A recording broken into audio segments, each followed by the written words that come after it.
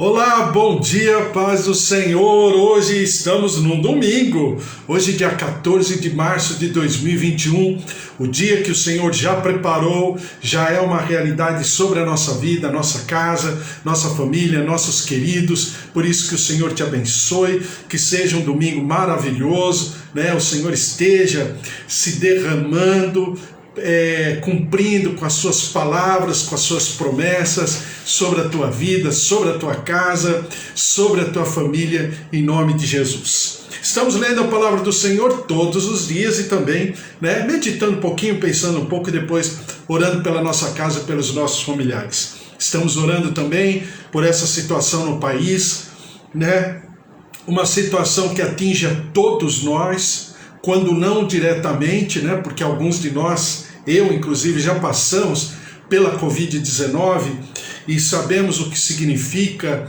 o quanto essa infecção ela é forte, ela é vigorosa, e nós temos que estar na presença do Senhor mesmo, e aqueles que estão passando, os nossos queridos que estão sendo tratados e buscando tratamento. Então nós vamos estar orando e que o Senhor esteja sobre cada um e também sobre o nosso país, a nossa pátria, que está sofrendo muito por causa da estrutura, a falta de estrutura, a falta de gestão pública.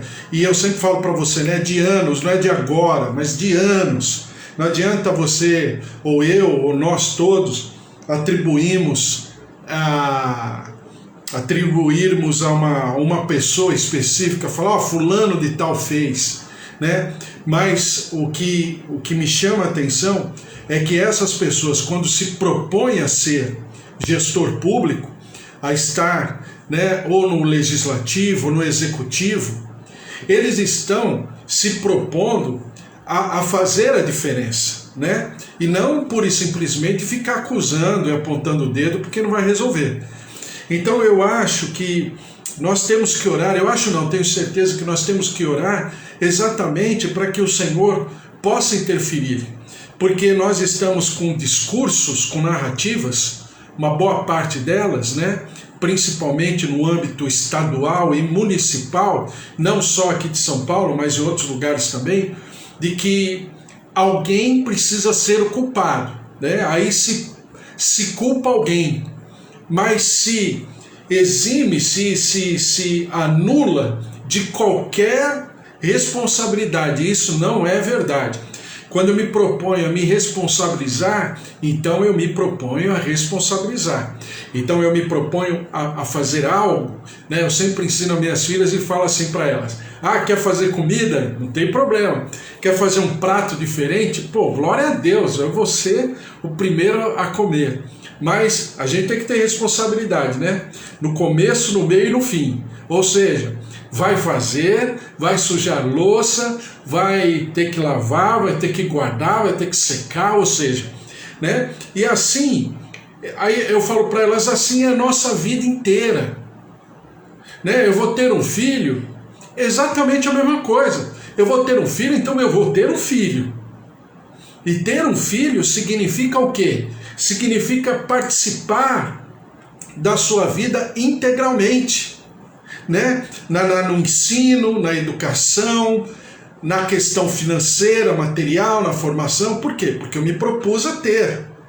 Então é exatamente essa noção tão singela, tão cotidiana do dia a dia, mas é que mostra que nós temos que ter responsabilidades. E nem sempre eu percebo essa responsabilidade no sentido de gestão pública, de alguém que se propõe, que luta por uma eleição, depois luta para ser eleito, e todo aquele desgaste, todo aquele trabalho, todo mundo vai lá, elege a pessoa, e depois a pessoa fica acusando. Fulano, porque Beltrano, porque não mandou dinheiro, porque isso aqui, mas quem mandou? Não é? Senão vira papo de louco, Você quer fazer, você fala que tem responsabilidade para fazer, você fala que conhece, toda a necessidade desse município, desse estado, e agora fica o quê? Fica falando o quê? Principalmente, por exemplo, aqui em São Paulo. mais ainda, que é a mesma administração, né, pelo menos o mesmo partido, o mesmo grupo de governo de muitos anos, mas muitos anos. Então não tem como ficar falando foi fulano de tal, porque está se autoacusando. Então ele vai para quem? Vai para um terceiro. Então nós temos que orar como servos de Deus, porque nós não podemos entrar nessas narrativas pura e simplesmente, né, como, sei lá, você pega qualquer produto, né? Por exemplo, você pega um produto assim, aí a pessoa fala assim, olha, esse produto faz tal coisa, mas quem está falando é o fabricante. Eu quero saber o que os órgãos, as agências de regulação desse produto dizem. Eu não quero saber o que o fabricante está falando, né? Então nós não podemos simplesmente entrar na narrativa de alguns e falar, não, fulano é culpado. Não, espera aí. Vamos orar. Vamos buscar o bom senso, colocar tudo diante do Senhor. E aí, quando eu falo colocar diante do Senhor, não é para apontar o culpado, mas é para dizer, Senhor, tem misericórdia. Tem misericórdia do povo, tem misericórdia da nossa nação, da nossa geração, dessa questão da pandemia que está cada vez mais descontrolada, né? E outra também, nós como sociedade, o povo brasileiro também tem a sua responsabilidade, também tem a sua parcela de responsabilidade, todos nós, né? Então sempre assim, com bom senso e colocando diante do Senhor. Bom, dito isso, vamos ler a palavra do Senhor, Mateus capítulo 15, Mateus capítulo 15, um texto muito conhecido,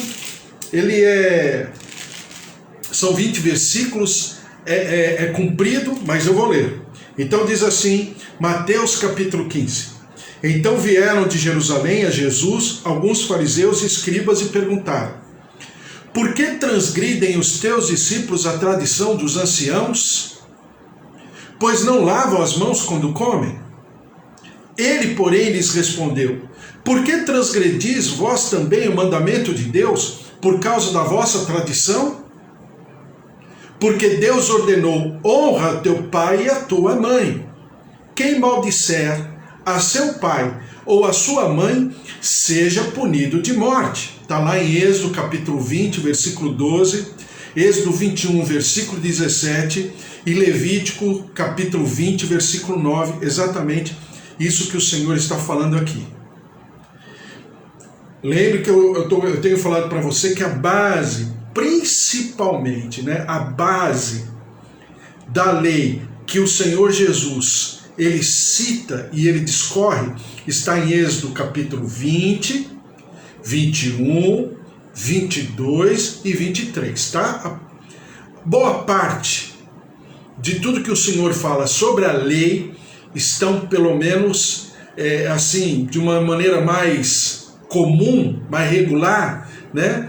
Elencados no capítulo 20, 21, 22 e 23 de Êxodo, tá? Vamos lá. Mas vós dizeis, se alguém disser a seu pai ou a sua mãe, é oferta ao Senhor que poderia se aproveitar de mim? Esse jamais honrará seu pai ou a sua mãe, e assim invalidastes a palavra de Deus por causa da vossa tradição.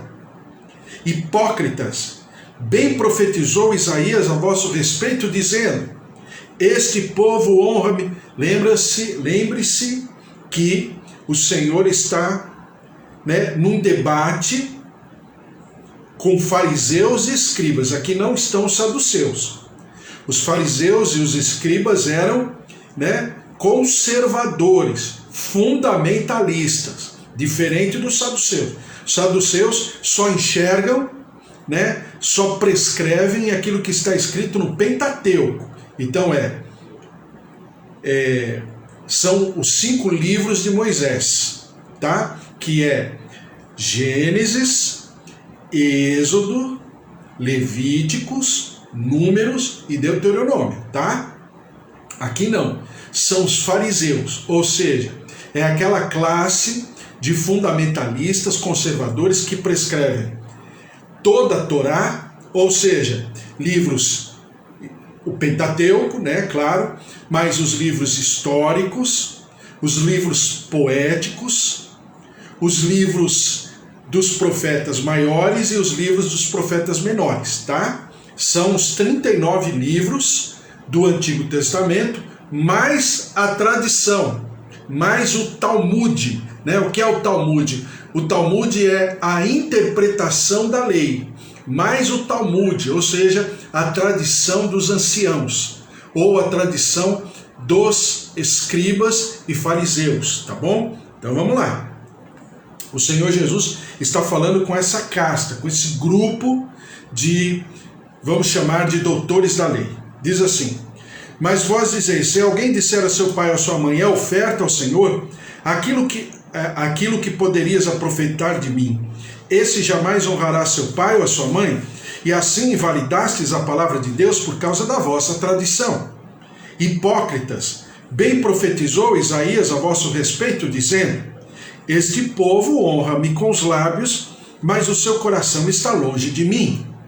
E em vão me adoram, ensinando doutrinas que são preceitos de homens. E tendo convocado a multidão, lhes disse: ouvi e entendei. Então Jesus está no embate com os fariseus, valorizando, precificando a tradição em relação à lei de Deus, a lei de Moisés, tá? Então a tradição fica num nível menor e a lei de Moisés, a lei do Senhor, fica num nível mais excelente, mais alto. A tradição é importante? É, mas a lei do Senhor é maior, é mais importante. Então o que o Senhor Jesus está fazendo? O Senhor Jesus está pontuando, destacando e colocando. Depois ele percebe que tem a multidão junto. Então a multidão deve estar meia sem entender, está no meio de um fogo cruzado. Então ele obstrui toda aquela conversa e se dirige à multidão. O cuidado de Jesus é em relação à multidão. Olha lá. Então vamos lá. Este povo honra-me, já li, né? E tendo convocado a multidão, lhes disse: ouvi e entendei. Agora Jesus deixa os fariseus de lado, vira para a multidão, chama a multidão, né? Vamos dizer assim, de uma maneira mais didática, mais pedagógica, de alguém que vai ensinar, e fala assim: ouvi e entendei. Não é o que entra pela boca o que contamina o homem, mas o que sai da boca, isto sim contamina o homem. Então, aproximando-se dele, os discípulos disseram: sabes que os fariseus, ouvindo a tua palavra, se escandalizaram? Veja como a tradição dos fariseus era tão importante naquela cultura. Tão importante que ficou exacerbado, exagerado, acima da medida, acima do bom senso. Os discípulos ficam embasbacados, eles falam: veja só o que está acontecendo. Os fariseus se escandalizaram, ou seja, Jesus, olha só o que você provocou. Veja como a situação está tão, alterada, que o próprio Senhor Jesus, entre aspas, é pressionado pelos próprios discípulos. Os fariseus não gostaram nada do que você falou. Aí diz assim: ele, porém, respondeu: toda planta que meu Pai Celestial não plantou será arrancada. Deixai-os, são cegos, guias de cegos. Ora, se um cego guiar outro cego, cairão ambos no barranco. Então, por que planta? O que é a planta aqui? A planta é aquela semente, é a boa semente. A boa semente que é plantada numa boa terra, essa o Senhor se responsabiliza. Essa o Pai, entendeu? Ele mata no peito. Essa é minha responsabilidade. Mas a planta que eu não plantei, ou seja, a palavra que eu não proferi, não falei, não ensinei, não profetizei, essa planta será arrancada. Por quê? Só ficará, a exemplo, né, da parábola que a gente já conversou a respeito, a exemplo da parábola do joio e do trigo. Então, aquilo que é de homem vai perecer, porque é de homem. Mas aquilo que é de Deus vai permanecer. Por quê? Lembra que eu falei para você? Isso era uma cultura, né, que os pastores antigos ensinavam, que era o seguinte: quando o homem de Deus faz a obra de Deus, o homem de Deus passa. Mas a obra que é de Deus não passa. Então, eu vou amplificar um pouquinho essa frase e vou dizer o seguinte: quando a obra é de Deus, é uma obra eterna. Essa não vai passar nunca. Seja onde for, seja para quem for, não vai passar, porque é a obra de Deus. Ela permanece, ela fala conosco. Aquilo que é do homem passará, porque o homem passa. Então a obra do homem também vai passar. Exatamente o que o Senhor está falando sobre essa planta.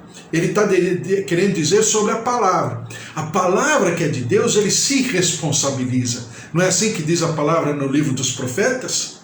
Que diz o seguinte: a palavra que o Senhor lançou, ela não voltará para ele vazia, enquanto ela não operacionalizar, enquanto ela não fizer aquilo para o qual ela foi enviada.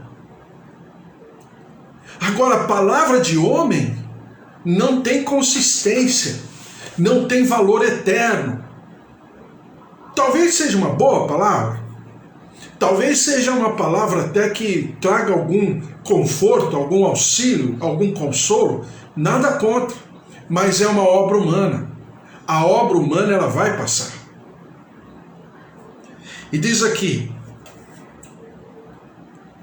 desculpe, virou a página. Ora, se um cego guiar outro cego, cairão ambos no barranco. Então lhe disse Pedro: explica-nos a parábola. Veja a paciência do Senhor Jesus, tá? Jesus, porém, disse: também vós não entendeis ainda?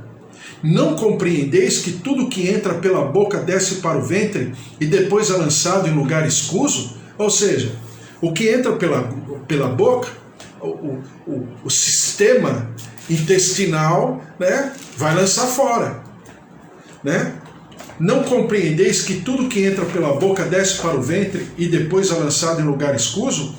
Mas o que sai da boca vem do coração. E é isso que contamina o homem. Porque do coração procedem maus desígnios, homicídios, adultérios, prostituição, furtos, falsos testemunhos, blasfêmias. São estas as coisas que contaminam o homem, mas o comer sem lavar as mãos não o contamina. Bom, então vamos lá.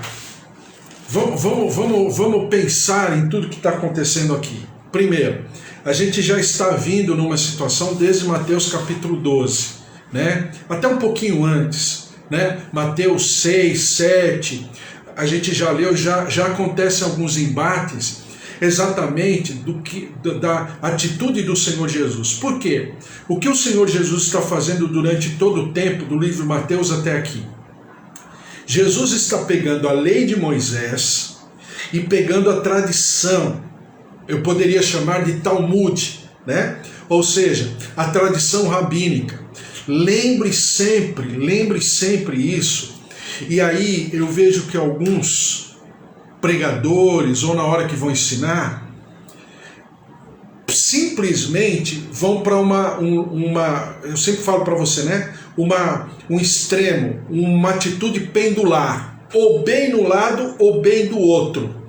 E eu sempre falo para você que na maioria das vezes, não na totalidade, mas na maioria das vezes, o equilíbrio é a melhor posição, sempre. Já diriam os filósofos gregos, e eles têm razão quanto a isso. Então o equilíbrio é a melhor posição, ou seja, estar no meio, porque eu estou ponderando as coisas. E é o que Jesus está fazendo. Jesus não está falando contrário à tradição rabínica, até porque ele é um rabino, né? Ele também aprendeu e desenvolveu essa arte. Que arte é essa? Vamos lembrar de tudo aquilo que a gente já leu, tudo, em poucos minutos, porque isso é muito importante. Bom, ano 600 a.C., vem a Babilônia de um lado, os assírios do outro, e arrebentam com Israel e todas as tribos de Israel, tá? Até porque nesse momento você percebe que só sobram de maneira geopolítica, só sobram duas tribos. É a tribo de Judá e a tribo de Benjamim. As outras 10 tribos são dizimadas. Bom, vamos dizer, os remanescentes dessas duas tribos e os remanescentes das outras tribos que foram destruídas quase que completamente, são levados cativos para a Babilônia. Porque o templo foi destruído, toda a prática do templo, né? Alguns diriam o seguinte, né? Claro, de maneira didática, mas diz o seguinte, que o templo era um verdadeiro açougue, um verdadeiro abate, né? Por quê? Porque as pessoas levavam os seus animais para serem sacrificados em oferta, em sacrifício, por expiação do pecado, e o sacerdote, ele tem esse trabalho de aferir aquele animal e cumprir com todos os protocolos, toda a lei dos antigos, de Moisés, e sacrificavam o animal. Mas na falta do templo, o sacrifício passou a não ser mais observado, porque não tinha templo, como é nos dias de hoje. No nosso templo também está destruído lá em Israel. Então também não tem sacrifício. Mas aí tem uma outra explicação também, mas não vou entrar nesse mérito agora. Então, ano 600, mais ou menos, antes de Cristo, isso aconteceu. Por ter acontecido isso, o que acontece? E de maneira muito saudável, houve a necessidade de se criar ambientes para que o povo de Deus pudesse se reunir e observar a lei, aprender a lei, desenvolver o aprendizado e ao mesmo tempo ensinar as outras gerações. Lembre-se que foram praticamente 600 anos. Porque o templo só é reconstruído mais tarde. Então foi necessário a sinagoga, até porque você já percebe no povo judeu uma característica, que o povo, ainda que fosse judeu, nem sempre, a maioria do povo judeu, nem sempre morou, né, habitou em terras israelitas, né? Nem sempre. O povo foi distribuído aí pelo planeta Terra. Isso é agora, mas desde aquele tempo.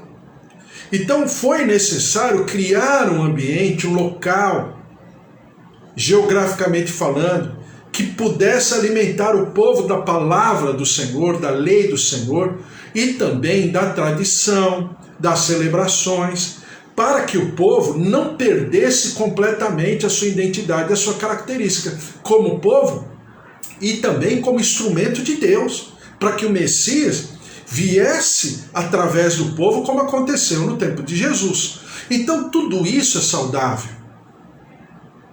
Então você tem o primeiro escriba, ou melhor dizendo, o primeiro compilador da lei, né, que era Esdras. Esdras é o primeiro escriba, dizem os estudiosos.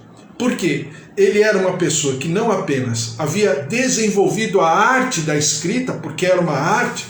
Hoje em dia a gente tem literatura, tem livro, a hora que a gente quiser. A gente pode até editar, pode escrever um livro e imprimir numa impressora, na papelaria. Em 10 minutos o livro está impresso. Mas naquela época era uma arte. Exigia todo um cuidado, todo um trabalho que era de um artífice mesmo escrever. Então, foi necessário essa pessoa? Foi. E esses compiladores foram levantados. Pessoas que não apenas liam, mas as pessoas que distribuíam a lei para o povo meditar, levar para casa e ensinar os seus filhos, o marido, a esposa e vice-versa, e assim a palavra de Deus foi disseminada, e a palavra de Deus ela não se perdeu com séculos. Então foi necessária a tradição? Claro. É ruim a tradição na sua totalidade? Não. Por exemplo, vamos pegar uma tradição que é maravilhosa, que todo mundo conhece. Eu conheço muito bem, já fiz 249 casamentos. Que é o casamento, por exemplo. O casamento é uma tradição. É bonito, é maravilhoso, né? Pontua a vida de uma família, de um pai, de uma mãe, de um marido, de uma esposa, dos noivos, das crianças ao redor, daquilo que significa o casamento, no sentido de preservar uma família, preservar, no bom sentido, tá? Preservar um nome, uma tradição, um costume, uma cultura, o temor de Deus. Então o casamento é muito importante. Agora, está na palavra, esse ritual, tal? Não, de maneira direta, não. Aí você pode se utilizar de figuras que você leva ou que levam a pessoa, o casal, ao casamento. Mas de maneira bíblica, todo esse ritual, né? Como é que é? O bem casados, o dia da noiva, todos os preparativos e tal, são coisas maravilhosas, mas é uma tradição. Eu não posso colocar essa tradição acima do que significa, propriamente dito, o casamento aos olhos de Deus. Esse ritual, essa liturgia cerimonial, que é maravilhosa, não pode estar acima da lei do Senhor, da palavra de Deus e do que significa o casamento. Deu para entender? Por quê? Porque a gente também, sem querer, nós pegamos algumas tradições e achamos tão importante que a tradição em si, ela tem muito mais valor, muito mais importância do que a essência, do porquê está acontecendo. Que é o que acontece, por exemplo, num casamento. Se não fosse assim, não haveriam tantas separações como acontece, né? Então está acontecendo o quê? Está acontecendo uma oscilação, está acontecendo um desequilíbrio do que significa exatamente o casamento aos olhos de Deus e a tradição pura e simplesmente. Deu para entender? Então é exatamente o que acontece aqui na palavra do Senhor. Porque a tradição estava ficando muito mais importante do que a própria lei de Moisés. E Jesus está aqui trazendo, né, de uma maneira coerente e precificando com os verdadeiros valores a tradição e a lei. Então vamos lá. Qual era a tradição? A tradição era para que, se a pessoa fosse estar diante de uma família, fosse se assentar, falar se assentar à mesa, mas isso é uma pronúncia ocidental, né? As pessoas naquela época não se assentavam à mesa, né? As pessoas ficavam quase que deitadas e a mesa ficava quase na linha do chão, do piso, né? Como você percebe algumas culturas até os dias de hoje, por exemplo, os asiáticos, né? Que tudo é mais na altura do piso, não é? Então, mas enfim. Mas você percebe o quê? Que a refeição era um momento muito importante, que é o momento da comunhão, da conversa do marido, da esposa, dos filhos. É o momento da família se reunir. Então havia uma importância, tradição? Havia. E para estar naquele momento, né? Você percebe que o povo judeu, principalmente o povo judeu, tem uma tradição de limpeza, de higiene muito grande. Claro, por quê? Porque viviam em situações, né, muito assim, que faltava, né, vamos dizer assim, de maneira mais pública, a limpeza, a higiene. Então era muito necessário se ensinar essa linha de raciocínio que é limpeza, que é higiene. E o quanto isso é saudável. E nós sabemos hoje em dia o quanto é saudável tudo isso. Haja visto o que está acontecendo com a pandemia. A pandemia se origina, não estou colocando a culpa em ninguém, mas a pandemia se origina do quê? Do contato escuso, né? Do contato do animal com o ser humano, de maneira não higiênica, né? Vamos dizer assim. E acontece a pandemia, que é, na verdade, uma grande parte de todas as viroses que estão catalogadas no mundo são resultado do contato de animal com o homem de uma maneira suja, não higiênica, né? Então, exatamente o que o Senhor ensinou ao povo. Então era importante lavar as mãos? Era importante. Era importante a pessoa mudar de roupa quando entrasse no ambiente familiar? Era importante. Porque eu já falei para você que ter roupa naquela época, na maioria das vezes a pessoa tinha uma roupa. A maioria da população mundial só tinha uma roupa. Então ela tinha essa roupa, então ao entrar em casa, ou ela lavava a roupa, ou então ela tirava a roupa de cima e ficava com a roupa de baixo. Mas ela tinha que dar um jeito. Aquela roupa que ela havia passado todo dia, tinha que ficar lavando em algum outro lugar, mas não podia entrar em casa. Ou seja, era uma questão de higiene. E isso é saudável. Tudo começa a ficar exacerbado quando essa tradição rabínica, essa tradição farisaica, começa a tomar outras proporções. E aí eles chegam e recriminam e exortam a Jesus e os seus discípulos porque eles comeram sem lavar as mãos. Ou foram à refeição de uma maneira não muito, vamos dizer assim, não muito comum diante da tradição farisaica, hebraica, judaica. Não podia. Mas aí eles recriminam Jesus. E Jesus responde na mesma moeda, mas agora valorizando. E ele diz o seguinte: olha, vocês estão falando de uma higiene que é puramente exterior, externo. É uma tradição. Não passa disso.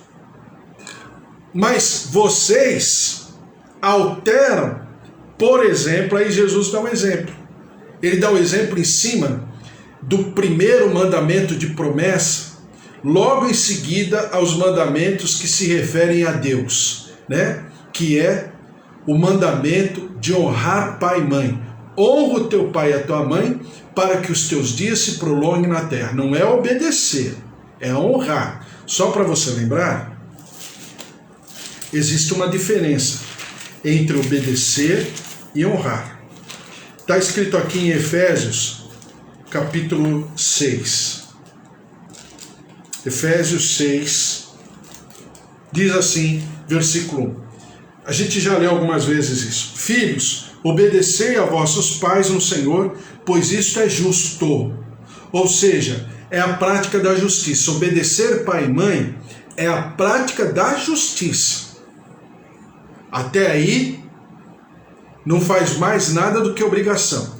Mas depois no versículo 2, Paulo dizendo, diz assim: honra teu pai e a tua mãe, que é o primeiro mandamento com promessa, para que te vá bem e sejas de longa vida sobre a terra. Ou seja, aqui diz que é o primeiro mandamento com promessa. Qual é o mandamento com promessa? Por quê? Se eu fizer e cumprir com a lei do Senhor, eu tenho uma promessa. Qual é a promessa? A longevidade. num português mais clássico, bíblico, chama longura de vida, né? A longura de vida. Por quê? Eu não apenas vou obedecer, mas eu vou honrar. E o que é honrar? Honrar vem de uma raiz grega que chama honores, né? Honorário, por exemplo, salário vem dessa raiz.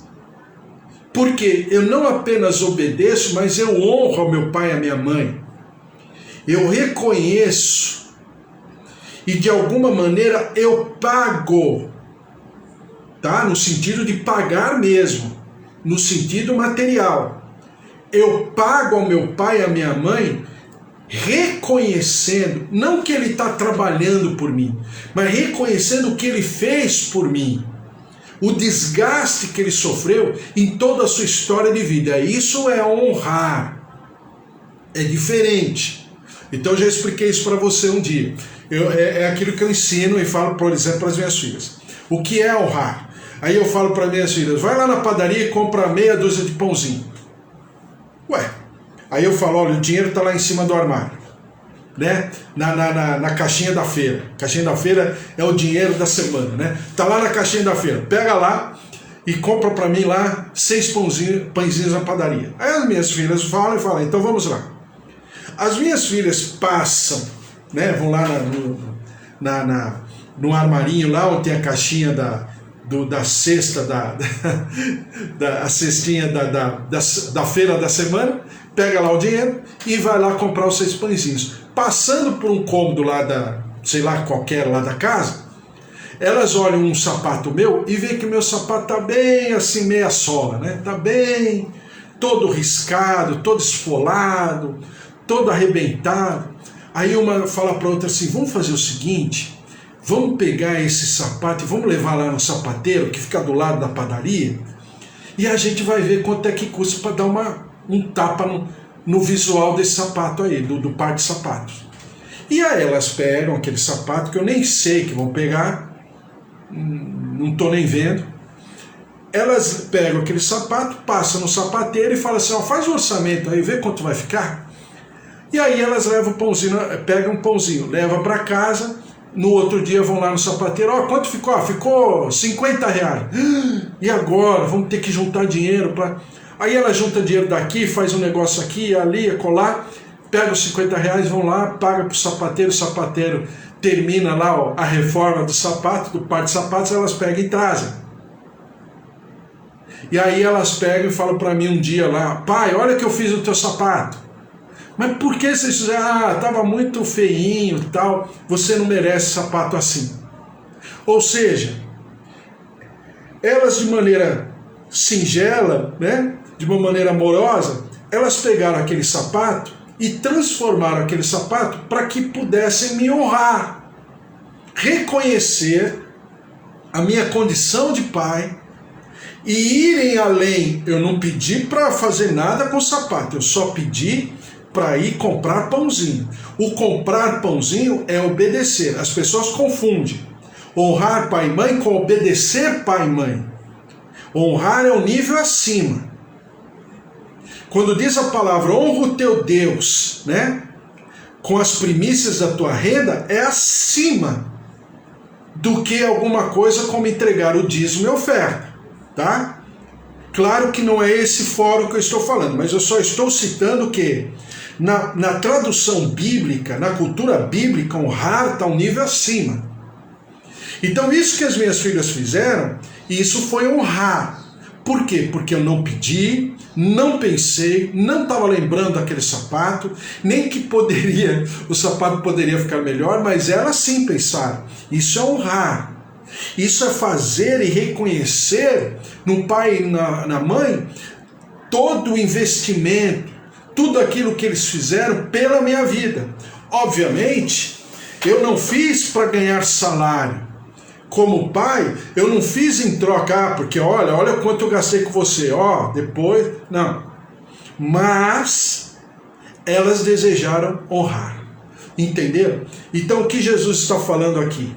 Vocês pegam um preceito bíblico, uma lei, um mandamento, né, que é o primeiro mandamento com promessa, que é honrar pai e mãe, vocês pegam exatamente o ensino do Deus Pai, através de Moisés, onde o nosso povo ouviu oralmente do próprio Deus, da voz de Deus, esse mandamento com promessa. Vocês deixam de cumprir, vocês ensinam o que não deve cumprir, se a pessoa pegar o valor que ela tem, fora, né, as suas práticas normais de dízimo e oferta, ela pega aquele valor e fala para o pai e para a mãe: pai, mãe, eu deixei de mandar um dinheiro para vocês, de honrar vocês, porque eu estou levando na casa de Deus, para sustentar a casa de Deus. E Jesus fala: não, isso é tradição. E como tradição, não tem o mesmo peso que a lei do Pai. Então vocês estão exagerando e vocês estão trazendo preceitos de homens. E isso é vedado, isso é pecado. E vocês estão o quê? Usurpando da lei do Senhor por causa de preceitos que são de homens. Vocês que ensinaram isso. E nunca o Pai falou alguma coisa próxima disso. Quer dizer, vocês pegam a tradição farisaica, a tradição dos rabinos, vocês pegam aquilo que o Talmud está falando e elevam a condição de lei do Senhor. Não, isso não é real, isso não é saudável. Aí ele fala sobre a passagem de Isaías: vocês me servem, vocês me louvam, me adoram com a boca, mas com o coração vocês estão muito distante disso. Vocês entenderam? Então não era pura e simplesmente a questão em si, mas era aquilo que os fariseus estavam como que policiando, né, supervisionando o que Jesus estava fazendo a todo momento. Agora não lavou a mão. Olha, agora não fez isso. Olha, mas agora não fez aquilo. Olha, falou para os seus discípulos pegarem comida no dia de sábado, né? Que foi a questão lá que ele falou que ele era o Senhor do sábado.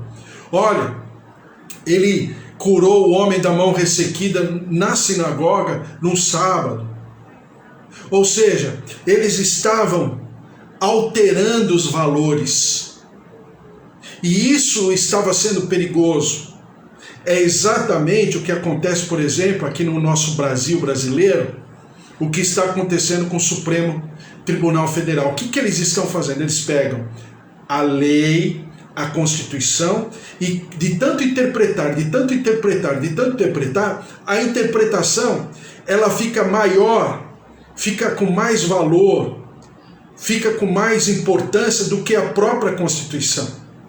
E isso é um desequilíbrio. E aí a gente está vendo o que está acontecendo. Então é exatamente o que estava acontecendo no tempo de Jesus. Jesus exorta, chama a atenção do povo, chama a multidão para perto e fala: isso está errado. Isso não é saudável, isso não vem da parte de Deus.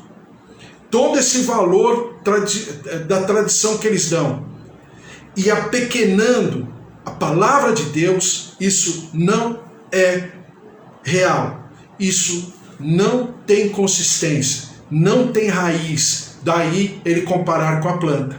A planta que Deus planta, essa vai ser preservada. Mas a planta que o homem planta, essa será cortada. Deu para entender? Glória a Deus, porque a palavra do Senhor ela é maravilhosa, ela nos ensina. E é por isso que nós, como servos de Deus, precisamos buscar sempre o discernimento. Porque a Bíblia nos ensina que nós devemos buscar os melhores dons. E depois em outra passagem nos ensina o quê? Que o dom de discernimento é um excelente dom. Por quê? Porque é um dom que nós precisamos para aferir, para estabelecermos juízos de valor em todas as circunstâncias da nossa vida. Não seja só em relação a quem está pregando a palavra de Deus, mas é no cotidiano. O coração, o sentimento, tudo isso é muito importante. Então, quando eu falo para vocês, é para que nós possamos desenvolver, aprender, enxergar que esses momentos que o Senhor Jesus está vivendo aqui, ele é completamente contextualizável àquilo que nós estamos vivendo hoje. Acabei de dar um exemplo agora, mas em todas as outras áreas da vida. Então, é assim que nós trabalhamos a palavra de Deus. Primeiro, Jesus é o centro. Ele é a chave hermenêutica da Bíblia. Segundo, nós devemos ser cristocêntricos. Tudo precisa começar e acabar em Jesus Cristo. Por quê? Porque Ele é o autor e consumador da nossa fé.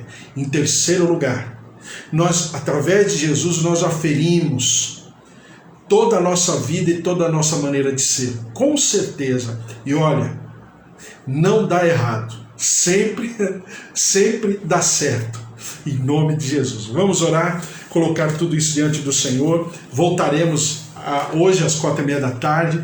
Então vamos orar, colocar diante do Senhor. A palavra de Deus, ela é maravilhosa, e a bênção do Senhor, a palavra de Deus, ela sempre vai acrescentar, ela sempre vai abençoar, porque é boas novas, e nós temos que desenvolver em nome de Jesus. Amém? Glória a Deus. Vamos orar por todos que estão aqui, meus pais, a Eva, também o Carlos, filhas, genros, netinho, Cida, filhos, nora, também Magda, Josué, Joel, familiares, Valtir, Sônia, Rosa Araújo, em nome de Jesus, Raquel, Cátia, o Senhor te abençoe, o Senhor se derrame, Elô, Wesley, filhos, familiares, presença, o poder, o mover do Senhor, Bispo Antônio, Suzy, Priscila, familiares, João, Roseli, Dona Polônia, Ângela, todos os familiares, filhos, em nome de Jesus, Márcia, Fábio, Luiz Henrique, seu Augusto, Dona Efigênia,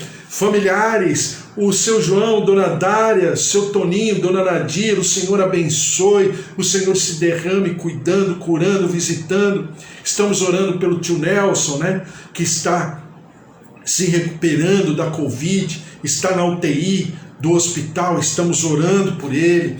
Também pela Dona Maria Helena, mãe da Tati, lá de Vinhedo, nós estamos orando, porque está passando pela Covid-19 também, os familiares da Eva, que nós estamos orando, pelos nossos familiares, por todos, em nome de Jesus, a presença, a glória, o poder, o mover do Senhor, curando, visitando, fortalecendo, tonificando o organismo com a presença do Senhor, em nome de Jesus, estamos clamando, orando por todos, para a honra e glória do Senhor, em nome de Jesus. Vamos orar, colocar todos diante da presença do Senhor, mais uma vez, como nós fazemos todos os dias. Em nome de Jesus, o Senhor te abençoe. A Amanda, Fábio, familiares, o Senhor te abençoe também, em nome de Jesus. Vamos orar. Senhor, nosso Deus, nosso Pai, nós colocamos a Tua palavra diante do Teu altar. Ela é tão precisa, ela é tão cirúrgica, porque ela vai entrando, como diz a Tua palavra, separando, dividindo alma de medula, os ossos, dividindo os nossos sentimentos daquilo que permanece, que é a Tua palavra, o Teu poder, são os Teus estatutos, a Tua lei. Por isso derrama-te sobre nós, dá-nos esse entendimento, que o Teu Santo Espírito nos convença cada dia. Ó Deus, nos ensine sobre Jesus Cristo em todas as coisas, e nós daremos sempre ao Senhor todo louvor, toda honra e toda glória.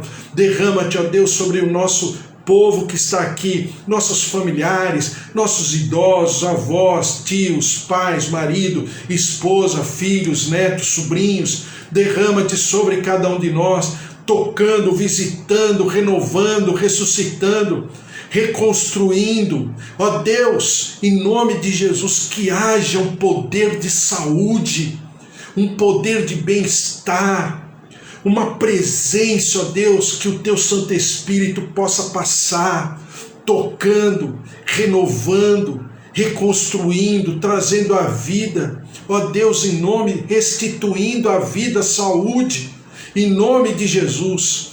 Toca, restaura, renova, manifesta-te com Teu poder, move-te com Teu Santo Espírito.